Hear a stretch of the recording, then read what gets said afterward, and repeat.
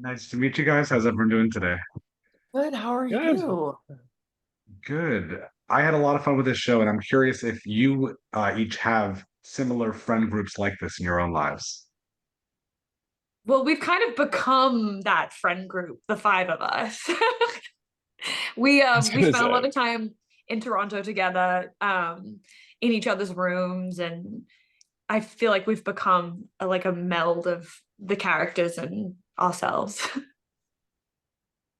Would you say that sorry, go ahead, Owen. Look, you were saying something. so if I did have a friend group like this, which I probably did, I think this has now taken over, and now I've pinned this group chat, and I've let go of my other friends. My other friends are very upset with me. Yeah. So yeah, Yeah. I I was think gonna we. say, oh, sorry, You go, baby.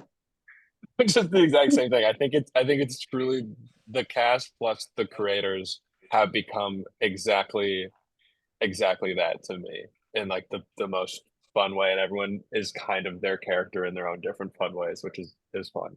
Life imitates art. That's what I wanted to ask Ness is how much are you your character, and I guess what is the furthest thing from you about your character? The Oh. furthest thing from me about my character is that I don't have a real job, and Anton does.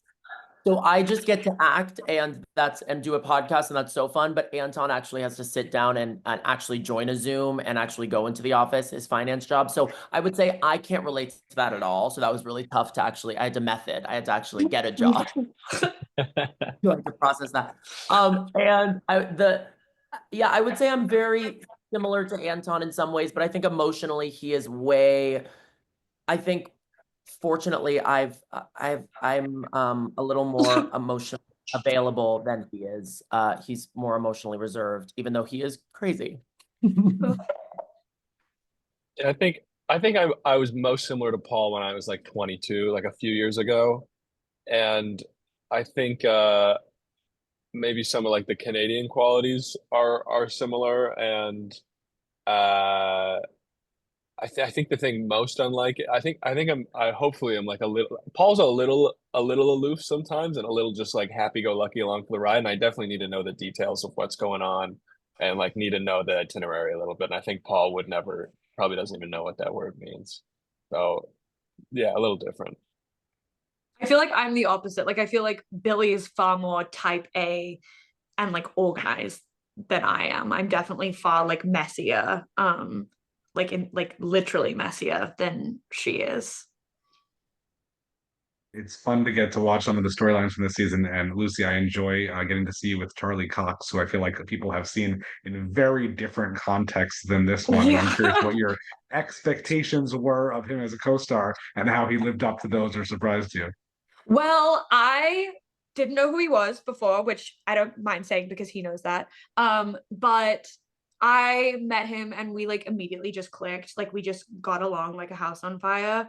And he's such an easy person to like be in scenes with. He's so present and charming and wonderful. And he's now a very dear friend. So And Jack, I feel like, Paul really just, I think that your description of that he doesn't know what the word itinerary means is absolutely accurate.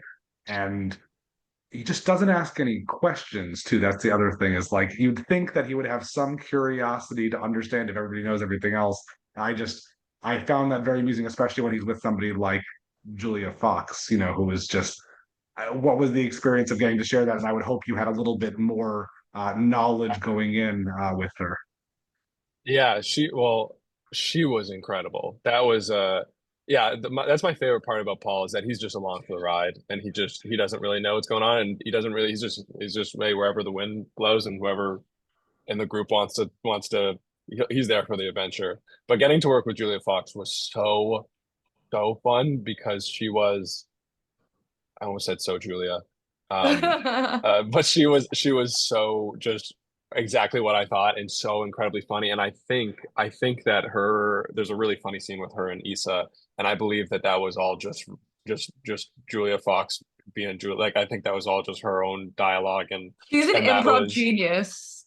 she was because who else can play Julia Fox but Julia Fox? Like Yeah, she she's like, she I know was what I'd say, honey. And so it was So fun. that was like I was just giggling in the video village watching that. Oh, and in addition to seeing you in, I feel like a festival film every time I go to some different festival, I've also had, that's a good thing. I've also had the chance to watch you in Overcompensating. And I feel like these two shows are really so similar in a lot of ways. I'm not sure that those people grow up to be these people, but I do think that they're definitely for the same audience. Do you feel like that's an accurate assessment? I do. I do, and I feel so lucky that I'm in both. I feel like also what's great about this is in that show, I feel like I'm a little even I think everyone in that show is overcompensating for something, and I feel like my character George in that show is actually secure with himself and the one that actually isn't overcompensating. And then in this show, I'm completely lost and I feel way more like myself, where I'm kind of like actually navigating life with my friends and trying to figure it out. So it was fun to play kind of a self-assured character and then somebody more similar to how I feel in real life, kind of frenetic and insane. But I hope we find the same audience, because I think that yeah, I think that Overcompensating is a really powerful story about somebody going through somebody finding their sexuality. And I think this is about friendship and finding yourself when you're a little older, and kind of that time in life when you're where friends are kind of all you have because you're afraid to call your parents about how to do the laundry. Uh, well, what are you guys watching? We hope a lot of people will watch adults, but what are you enjoying right now on TV? I just started watching Sirens, that new show Sirens on Netflix with Julianne Moore. It's great. Great. Great. It's great. I'm rewatching old stuff. Like I'm right now I'm in my 30 Rock era. Well, I I'm just watched been Sex and the City for the first time Mm. for the earlier first this time. year. Earlier this year, and Listen, it's become my entire personality. That's a great show. I'm finally old Also, enough. My mama let me. I I I got to give a shout out to the studio too. The studio has been cracking me up lately. That's just a good it's like a good it's also been like an education of the industry in a fun way too. Right. Well, I haven't had a chance to see all of season one of Adults, but I'm eager to finish it, and I'm curious what ideas you have generally for a second season, and if you think if you want your characters to get more, independent, able to function, or if that's really the appeal of the show is that they shouldn't really grow that much.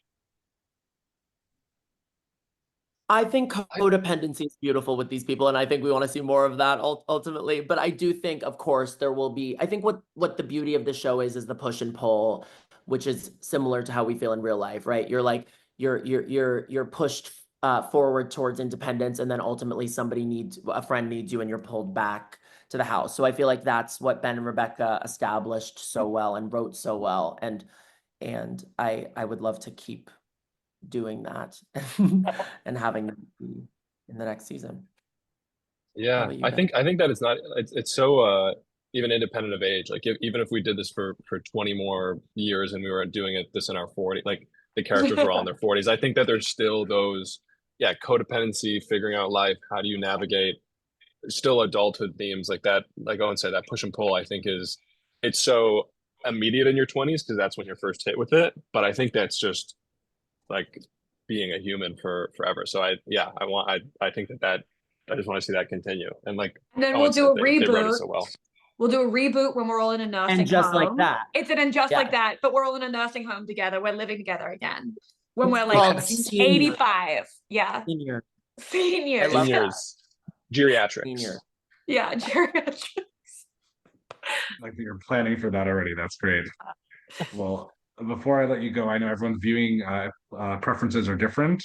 Is this the kind of show you should watch everything all at once, or really space it out more? Binge it. Yeah, I Binge think it binge it. all. I feel like it's a show that hopefully you'll be like, play the next one, you know? Yeah. And if you're Binge it with your not, friends, binge it alone. if you don't want to, if you watch the first episode and don't like it, keep going anyways. Because something you might like in the second episode. And if you don't like the second, then you should DM me and just talk to me about it. Perfect. Awesome. Well, thank you guys so much. I wish you plenty of successful years on this so that seniors won't even be a question. It will just be, season 68 or something. It'll be great.